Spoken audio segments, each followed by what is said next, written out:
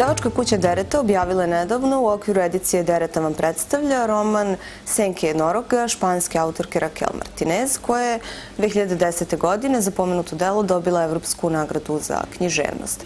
Inače, Senke jednoroga objavljene su uz pomoć programa Kreativna Evropa u okviru projekta Intolerance, netolerancija, 7 nagrađenih evropskih pisaca.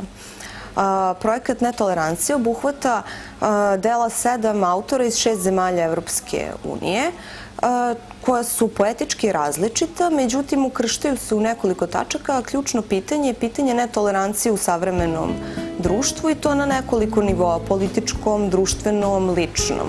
Glavna junakinja romana, novinarka Klaudija, odrasla je u Argentini. Odlazi u Španiju sa namerom da započne sasvim novi život i tamo sreće Meksikanca Edgara, koji takođe beži od svoje burne prošlosti.